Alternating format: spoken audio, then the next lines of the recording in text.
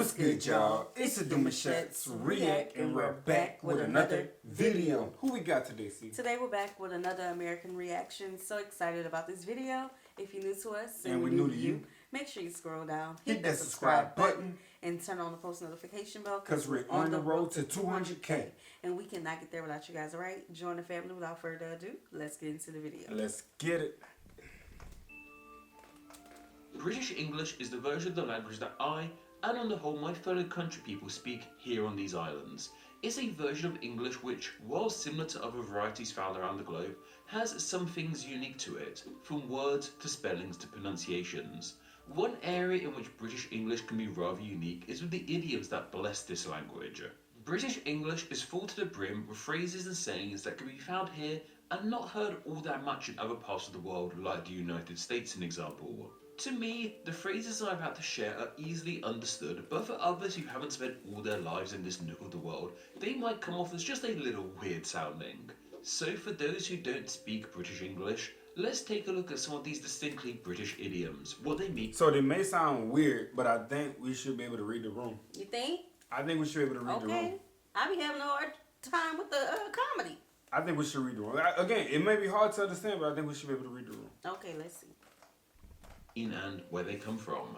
Also, before we begin, I think these are British idioms. From my research, I get the impression that the ones I've chosen are primarily used here, but they also may be found in the wider world. I think there might be a lot of crossover with Australia and New Zealand as well. But if you have heard any of these that aren't from the UK, let me know down below. Like maybe you heard them in a British TV show or something, or maybe they are just common in other parts of the world and the internet is lying to me. Surely not, the internet doesn't lie, right? But why don't we kick things off with the phrase, the hair of the dog? This is something said in relation to alcohol and the day after you've had a little bit too much to drink. Some people, after a particularly boozy night, feel the best way to get over a hangover is to have a little bit more to drink. It's this post-hangover drink that's commonly referred to as the hair of the dog. I'm trying to connect it. This is one of those things deeply ingrained in me, probably because I've had the hair of the dog attacked too many times, but anyway. But when you think about it, it is super weird. Yeah. What has the hair of a dog got to do with drinking more after already drinking way too much, right? Well, this phrase is a shortened form of some archaic medical advice. The full phrase is the hair of the dog that bites you, and it was used in relation to treating someone with rabies. In the past, people used to think that if you got bitten by a rabid dog, the best cure was applying the hair from that dog into the bite wound. Obviously, this doesn't actually work, and thankfully, we have actual rabies shots today to deal with it. But if you do get bitten by a rabid dog, I don't know, don't put that hair in there. That's not actual medical advice to talk about. But it's easy to see, however, how this term got applied to drinking after a hangover. It has that whole fighting fire with fire kind of vibe going on with it. Like, bit by a rabid dog, more of its hair.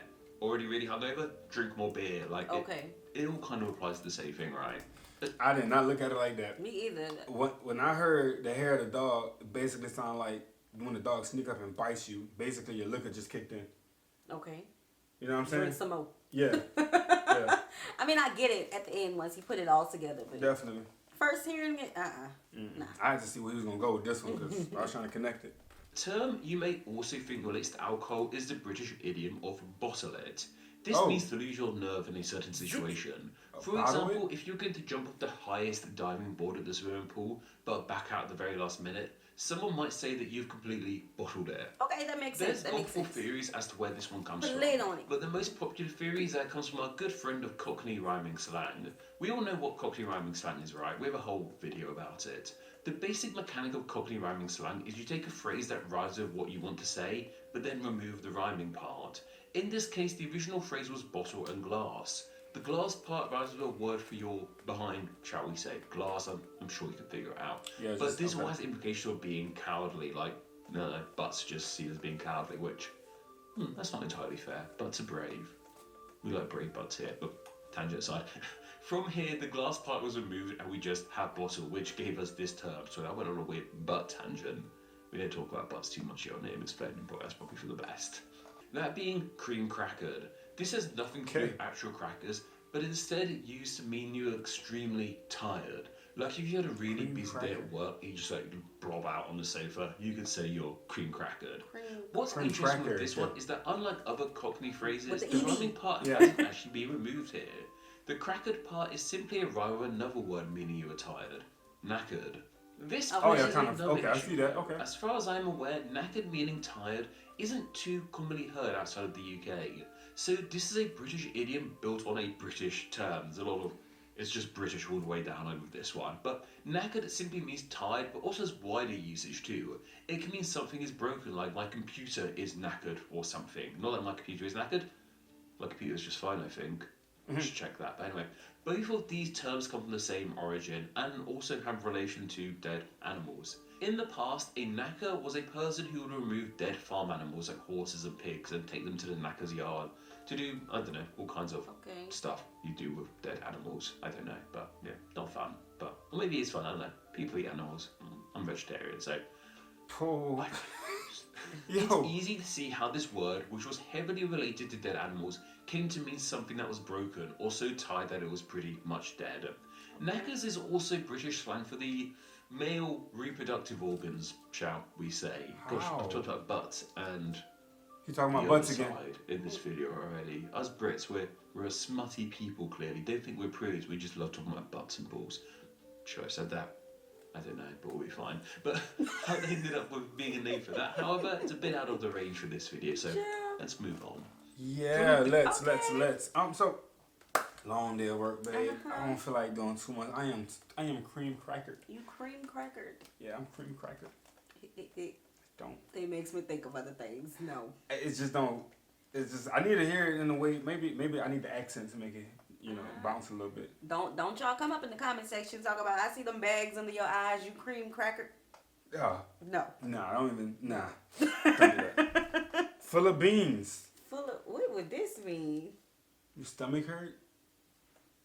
Maybe. Hopefully. But I feel like that's too easy. It is. That's Y'all too got easy. history behind these words. I'm Yeah. talking about on top of history, on top of history. Beans, a really fun phrase that simply means someone is full of energy, like a dog running around like a maniac would be described as being full of beans. What? In this phrase, Okay. the word beans is used as a replacement for energy in general. This probably comes from the fact that beans of various kinds are a staple of people's diets and a great source of energy. Meaning if you ate a boatload of beans, you'd probably have ample energy for the day. I also really like the idea that the beans in this idiom relate to coffee beans, which would be fitting as coffee is something very much linked with giving people energy too. Well, maybe not so much energy, just keeping people going. I don't know, I don't drink coffee either. I'm vegetarian, I don't drink coffee, I'm very boring.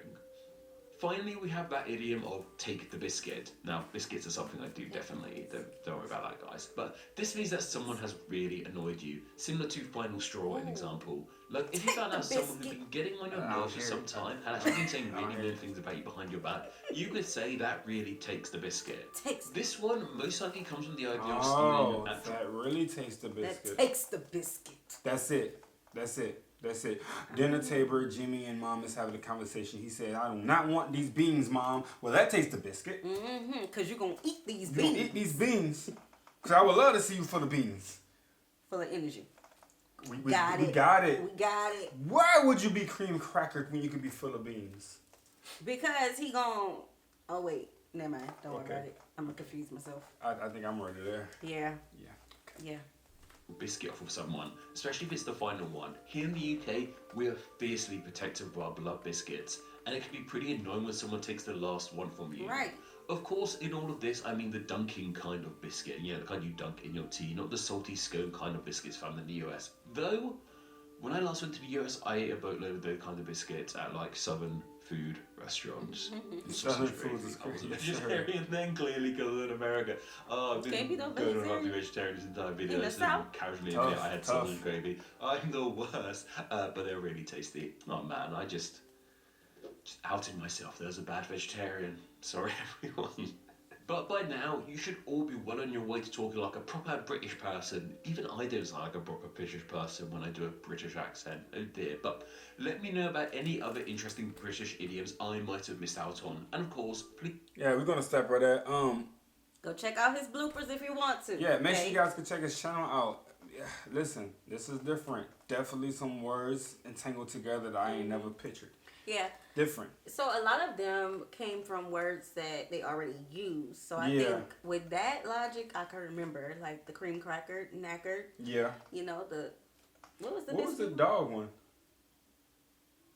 That was a dog Hair one. of the dog. Hair of the dog. Something like that. Yeah, with rabies and the history Right, of that. And right. the histories is crazy though, because Mhm. when I think about our words, like just saying some words that kind of have the same meaning. For instance, it's raining cats and dogs. Mhm. Don't know where that came from, Right. Don't know. but it made sense when they said it. Right. We know what it means. Mm-hmm. I'm sure we have some that y'all like, what in the world Oh, is yeah. these people talking about? Oh yeah, 100%. 100%. All right, y'all. We hope you guys enjoyed this video with us. Be sure to subscribe. We'll see you soon. Peace.